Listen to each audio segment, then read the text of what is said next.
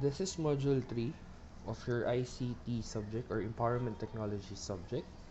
So, Module 3, it is all about imaging and design. So, we are done with the Module 2, yung sobrang haba natin na Module 2, which is divided into 3 parts: the word processor, the spreadsheets, and the presentation tools. Now, we do have here imaging and design, which caters all the layouts, the graphics, and we're going to deal with, what do you call this, the infographics. Okay, first one, let us define layout. So layout, this is the process of planning and arranging in detail something such as a page or a book to be reproduced. Okay, so pag sinabi nating layout, ito yung blueprint. Kumbaga, pag pinaiksi natin yung meaning na yun, this is what we call the blueprint of all the graphics or all the images that we're going to manipulate or organize. While when we say graphics, it refers to any computer device or program that makes the computer capable of displaying and manipulating pictures. So when we say graphics, it's all about the capability of a computer or a device of displaying and manipulating pictures. Okay. We do have here the basic principles of graphics and layout. So, sa Module 2, medyo kahawig siya nung how to create an effective presentation kasi how can we relate them with each other? Kasi parehas tayong nakaharap or we are engaging with our audience or ginagawa natin yung presentation as well as the graphics and layout para mag-present sa tao to inform them or to persuade them. So, we do have also the basic principles here. First, we do have what we call balance. Balance is the equal distribution of visual weight. So even your pictures or your graphics or layout, it also have visual weight. Okay? So para mas maintindihan natin kung ano yung sinasabi na visual weight at saka yung balance, we do have here the two main types of balance, which are symmetrical and asymmetrical. So para mas matulungan pa tayo, ito yung image.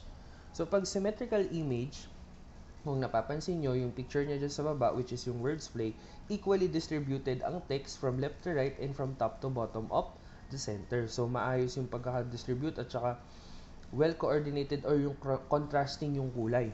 While when we say asymmetrical, ayan yung nasa taas po na picture, this is an arrangement of unlike objects of equal weight on each side of the page.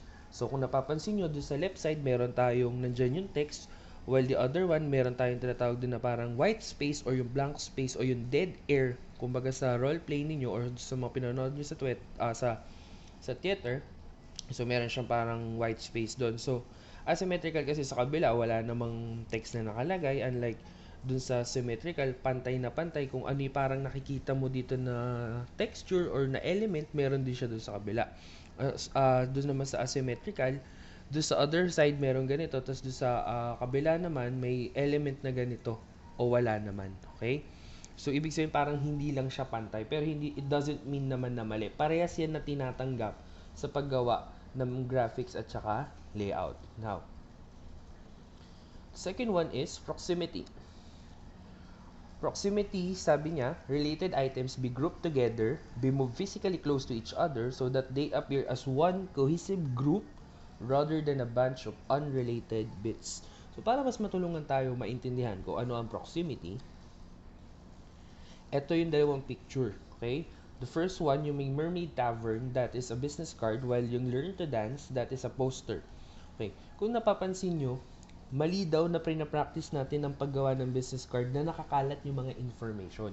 So, tama daw, or proximity occurs kapag yun nandyan sa right picture, ganyan daw po yung perfect example na mayroong proximity do sa graphics and layout natin. Bakit? Magkakasama or we form a one cohesive group dun sa business card natin para pag binigay natin yan sa tao, pag tinignan niya, isang diretsyon tingin lang. Kumbaga, hindi niya na ililibot yung kanyang mata dun sa paligid ng business card kung ano ba to. Kasi parang pag organize siya, pag sunod-sunod siya, alam ng tao kung ano yung tinitignan na tinutukoy niya. Mas maiintindihan pa natin yan pag tinignan natin itong nasa baba na example, yung poster. This is a dance workshop, no? So, dun sa unang picture, yung nasa left side, medyo magulo siya kasi nakakalat or parang siyang naka-jumbled letter. Ito yung tinatawag na bunch of unrelated bits, 'di ba? Yung nasa right side naman, that shows one cohesive group. Okay? Kasi maayos siya, naka-organize siya, kumbaga Nakakategorize siya kung this is a smooth or rhythm dance or street and a social dance. Tapos, nakalagay dun sa baba nung learn to dance, yung address naman. 'Di ba? Mas nakikita mo or mas na-emphasize yung address. Tapos sa baba, they have their own freebies daw. So, na-emphasize din yung freebies. So, mas nakikita compared dun sa nasa left side na picture, maghahanap at maghahanap ka.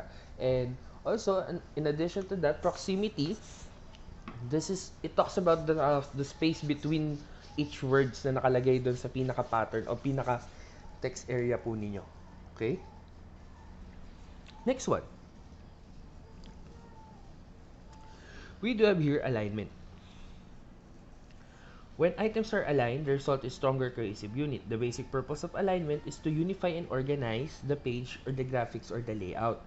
So, we do have here an example. Yung nasa left side, which is a wrong practice, minsan nagagawa natin yan or ganyan usually yung nagagawa natin. Though that is correct or sa atin, tama naman yan kasi as long as we understand kung ano yung pinapakita natin dun sa graphics o dun sa slide natin or sa kung ano man, okay na yan. Pero if we understand or kung pag-aaralan po natin yung basic principles of graphics and layout, ang tamang positioning dyan or ang tamang alignment is yung nasa right side. Okay, so sabi nga sa word processors, we do have different types of text alignment. Diba? We do have the left align, the right align, justified, and the center. So, kapag pinag-uusapan ng basic principles of graphics and layout, yung nasa right side, that is the right practice. Okay? So, that is alignment. Next one, we do have here what we call repetition. So, repetition, iiksian lang natin yan. Para lang siyang, or balikan natin yung tinakal natin dun sa module 2 about presentation tools, which is consistency. Ayan, si consistency, 'di ba? Pag consistent ka sa isang bagay, kasama na doon kasi pag consistent po tayo, it repeats or nagkakaroon tayo ng tinatawag na repetition. Ano ba yung tinutukoy sa consistency doon sa module 2? Ito yung paggamit natin na or we should make our design uniform, 'di ba? Kung gumamit tayo ng white background doon sa slide natin, dun dapat sa susunod na slide, dapat white pa rin. Kung nandito yung logo sa left side, sa first slide, dapat dun sa second slide, nasa left side pa rin siya. Kapag nag-iba-iba yan, it doesn't show repetition nor consistency at all. So, kahit sa graphics and layout, ganun din. So, for example, may rulings kasi sa graphics and layout na kung saan pwede ka lang gumamit ng hanggang 3 or masyado ng marami yung 3 font style at saka yung sa color palette natin or yung pinaka-color schemes natin na ginagamit dapat sa posters ay malapit at saka medyo kontian lang natin. Okay? Didiscuss ko doon sa contrast kung bakit siya dapat kontian lang or bakit kailangan minimal lang natin yung paggamit ng mga elements na yun. Okay? So that is repetition. It's all about the consistency of an object or an element inside your graphics and layout. So next one, we do have here contrast. So sa contrast naman, kung ang last module 2 presentation tools, pinag-usapan natin ng contrast, we defined it as use light font on a dark background or vice versa. Dito naman sa basic graphics and layout, hindi lang basta light font at saka dark background or vice versa ang pag-uusapan natin. Hindi lang, it's not all about background and font style at all. Kasama na dyan yung line thickness, yung colors, yung shapes, yung sizes, at yung mga spaces na ginagamit natin. So, it shows contrast na rin. Okay?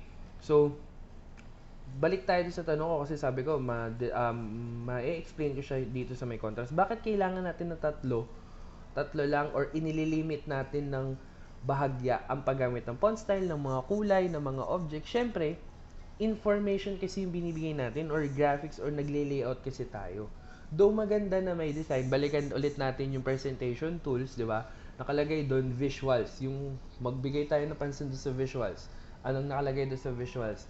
We use visuals to attract the audience but not to totally distract them. So, okay lang na may mga designs, hindi ko yun pinapatanggal.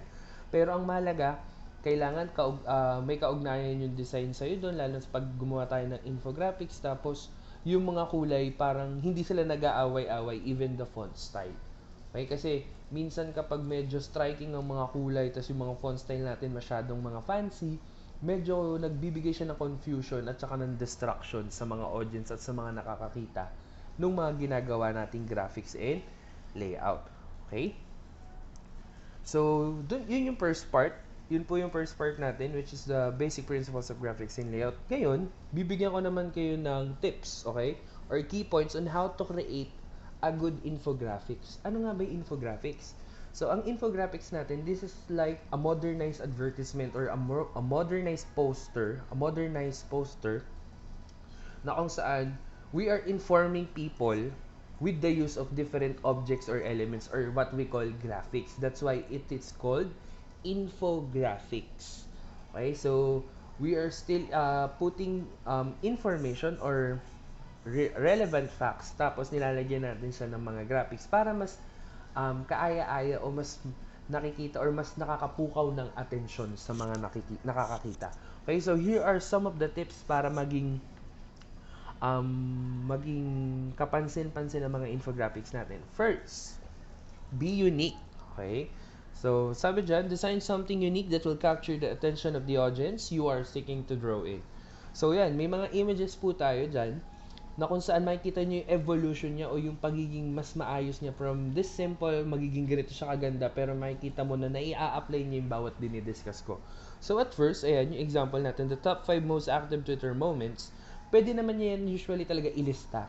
Okay? Nakalista lang. Pero ang ginawa niya, he put picture. Ayan, may picture siya dyan. Tapos nilagay niya ng Twitter speedometer. So, okay na yan sa kanya. So, it shows uniqueness pagdating sa topic, pagdating sa paggawa nito. Ayan, so, lumabas naman. And the second one that you need to understand, syempre, nandiyan yung pagiging unique. Pero we should always keep in mind to keep it simple. Okay? So, using too many different images and designs or filling backgrounds with too much color or full photographs may actually make your data harder to understand. So, tingnan niyo yung picture na yan. So, dito, maayos yung color scheme, yung color palette, maganda. Tapos, readable yung mga text. Tapos, yung kaninang speedometer na nakita natin, inangkin niya na, no? Gumawa na siya ng sarili niyang word, which is nakalagay na tweetometer. Ayan, yan pa rin naman yung topic niya, which is the top 5 most active Twitter moments. Ayan, tapos nakalagay dyan yung legend. So, mas maganda. So, it shows uniqueness at the same time yung pagiging simple niya. Diba? Kahit pag nakita mo yung poster niya, parang mapapadalawang lingon ka, parang sa crush mo, diba? Nice one. Okay. So, pagkatapos ng always remember to be unique and keep it simple. Oops, may lumalabas na mga nilalang. Ayan, kasama sila doon. So, next one, you do have here, be creative and bold. Okay? So, be creative and bold. Ano ba ibig sabihin ng be creative and bold? For a truly impactful design that gets your message across, it is important to make sure that your main message is bold and obvious. So, ibig sabihin kasi ng bold, it is hindi yung iniisip mo. Okay? So, ang ibig sabihin ng bold, it is to emphasize. Okay? So, emphasize, ipakita natin lahat or ipakita mo yung pinaka-main message. So, ayan. Katulad ng example na yan, pumasok na yung pagiging creative, pagiging simple, at yung pagiging unique. Okay? Kasi pwedeng, katulad niyan, pwede niya maganda na yung naunang design, pero mas pinaganda niya pa dito sa second poster niya. Nakita mo yung creativity niya at naka-emphasize yung mga message. Okay? Nakikita yung mga message. So, that shows creativity and yung emphasis o yung bold na tinatawag. Okay? So, next one, less is more. So, kasama rin, o katulad din nung nasa module 2, the presentation tools, yung how to create an effective presentation, sa kanila merong minimize, yung keep your slide count to a minimum. Siyempre, sino ba naman ang gustong makinig sa isang seminar na sobrang dami ng slide na kung pwede mo naman siyang i-reduce, tapos kunin mo yung mga importante lang doon, 'di ba? So, kahit sa infographic, meron din nun, less is more. Keeping your text minimal will most likely produce more impact than a page full of words. So, ayan, katulad nito. Though meron siya mga images, it has airplanes kasi related siya dun sa main idea na nandun sa mga ulap. Okay? So, ibig sabihin, related pa rin yung mga pictures na yan. So, hindi naman siya overcrowded kasi kung titignan mo yung example, sobrang dami rin naman talaga nung nakalagay na dapat niyang ipakita using graphics. So, ayan, nakalagay niya, make sure your message give them some piece of interesting information that will not be easily forgotten. Okay? So, that's less is more. So, and the last one that we have, syempre, nakagawa na tayo ng infographics. Ang ganda ng infographics natin. Paano natin siya mapaparating sa tao kung hindi natin siya i-share, di ba? So, sabi nga, this is the final and most important thing you want from an effective infographics is a simple way for people to share it with their friends. So, sobrang dami na ng social media platforms natin ngayon na ginagamit ng bawat tao. Marami na tayong lugar or platforms na pwedeng pag-sharean yan or pwede nating i-post doon tapos i-share ng mga kakilala natin, di ba? Example nga natin, yung mga memes na kumakalat ngayon sa Facebook or in other social media that we have. Di ba kayo, nasiyahan kayo, anong ginagawa nyo? Sinishare nyo, di ba? Ano bang purpose ng sharing? For them to be entertained also or for them to be aware. So, ganun din ang infographics. Hindi naman yan kakalat kung hindi nyo yan i-share. Okay, so that is the part 1 of module 3, imaging and design. I do hope that you understand this first part. So, meron pa tayong second part. So, abangan nyo na lang po yung susunod na video. Okay?